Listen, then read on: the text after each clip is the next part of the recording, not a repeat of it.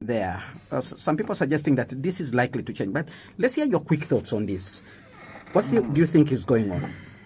You see, one, we need also to know that culture is not static. And this culture we are talking about is set by someone who today chooses that, this is the culture. And you have to look at also the trajectory right from 1995 when we promulgated this constitution. And along the way, within the constitution, these lawyers will help us.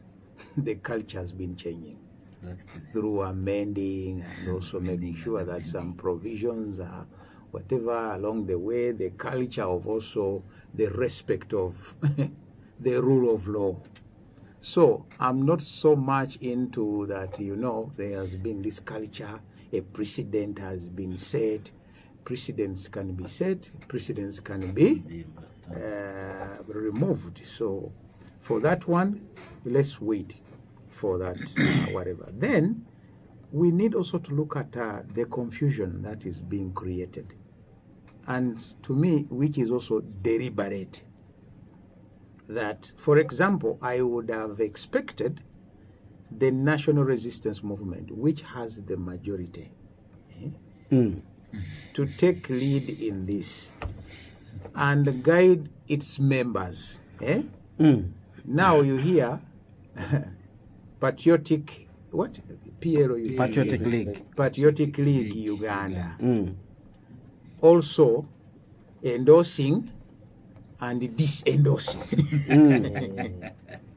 Then you ask yourself, in this structure of the parliament, where are they? Do we have a member of parliament who subscribed to PLU as a member of parliament, that he entered parliament courtesy on the ticket of PLU? It's not even a political party. Neither is it. Then now you start hearing voices that it was our term. It was never completed. Is that also another culture we have to look at? Because Olanya was from northern Uganda, therefore the people from northern Uganda need to do what? To continue. Because the other one died before his Kisanja ended. That is also another one. Culture of a precedent maybe was set. Then you look at also other factors where individuals, without even the endorsement of the party sometimes, they also feel that, I qualify. They are within the party, but they're also saying, I qualify for this post. So all those are things we need. There is a lot of confusion. And in this confusion, it is very difficult now, and we as media, especially you Andersons who report parliament, to keep an eye, because you're also going to get confused by this confusion. And you can't know what is what, which is coming, wait, and only all of a sudden to get a surprise that, there was this quiet person, we didn't even expect, he never spoke. Never aspired. But then he becomes what? The speaker. Because we have seen it also in the past elections where the losers become winners and then they are also surprised. So there is a lot of confusion, which at the end of the day is not good for the country. Because the post of speakership carries a lot of weight. It carries a lot of responsibility.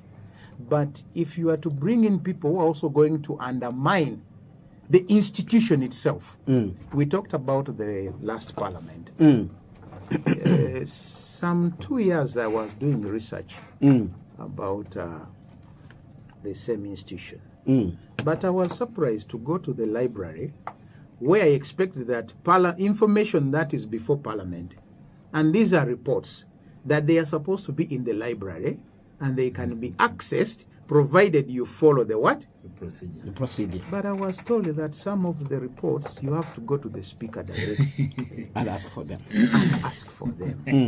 So I was like, when did this begin? And said, for example, the Auditor General's reports, if you want to know more, you have to go to the Speaker's speaker office. of the who heads the institution. So these are some of the challenges now we are facing. All right. And in this confusion, let's keep watch.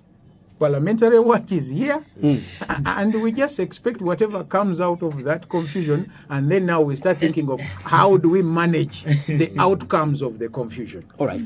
Let's go to Mr. Kato. Kato, very quickly, your quick thoughts on the race for speakership. It's hotting up. And like Mr. Arun has stated, we are seeing people who had previously endorsed now saying they are withdrawing. But like he said, there could be surprises amidst all this confusion, what he describes as confusion. But what are your quick thoughts? I share the same thoughts, and I thank you for bringing it out that now where we are, the leadership in this country actually, not only speakership, has power centers. That is where you have to go for you to become somebody at whatever position. That a civic organization, PLU, now stands and endorses somebody, and that somebody is very comfortable, and when it comes to withdraw, then panic hits the whole country as if there is something that has happened. But that's how funny it is that you have seen different people that are interested in contesting for this seat go to Guru to take that tea, and the debate starts there. That's how dangerous we have taken this country and its leadership too. But a speaker and a deputy speaker are very, very important people in this country. They carry a lot of weight on their shoulders, and in the sense of a home, they are the fathers and the mothers of the house, which means that they have to guide the rest of the children and the other people under that household on how to behave well, how to live well, how to come up with a life in whatever they do. But looking at what has transpired in this, for example, last parliament, I have not seen a number of MPs, ministers being arrested for simple things like stealing iron sheets that belong to the Karachunas. Not apart from the 11th parliament. At least Haruna will be my witness here. If he has known that an MP and a minister has been ever arrested because of stealing iron sheets that have been and look at how much they earn. There was one was prosecuted. Yes, they were prosecuted, but that's a surprise that I'm talking about. That all that becomes a problem and a habit because maybe they are copying from the leaders who have not looked and maybe prepared and disciplined their members.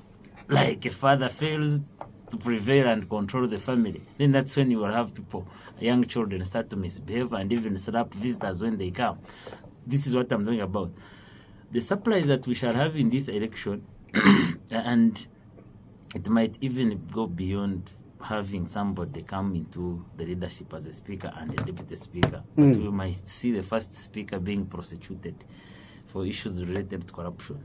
Parliamentary Watch and many other organizations have been bringing out the details of how money has been spent from Parliament without any explanations. Even people that you don't know as people that are entitled to be receiving travel allowances from the budget of Parliament.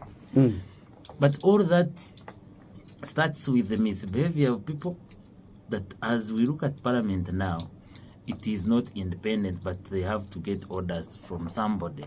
And where you start to misbehave and you want to be bigger than the big bull in the crowd, then the owner has no choice but to sell you off and then start to groom somebody new. All right. I think for me, the first is that when I look at the great interest by the different circles, both formal and informal, it worries me, partly because of the ability of these forces' interests to either undermine or influence how things go in Parliament.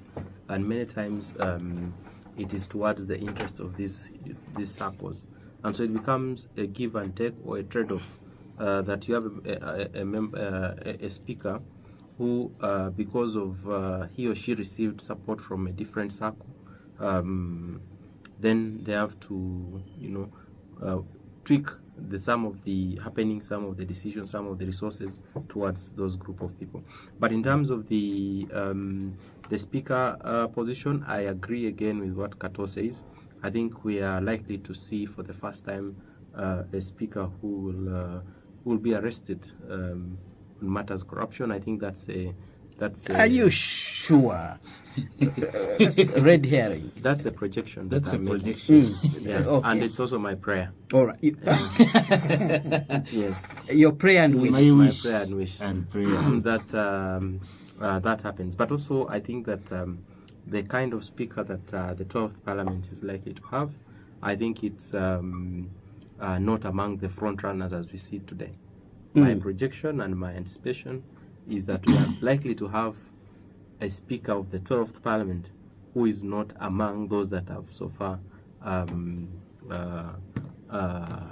expressed interest, and most likely has been in the leadership of the House. Has been in the leadership of the House. You're speaking about the deputy speaker? He's a very considerable candidate, and I hope that he's one of those that I'm thinking. But he's not aspiring. He has not come out. And that's what I'm saying, that the possibility of having a speaker who has not yet expressed interest is very likely. All right. Let's now go to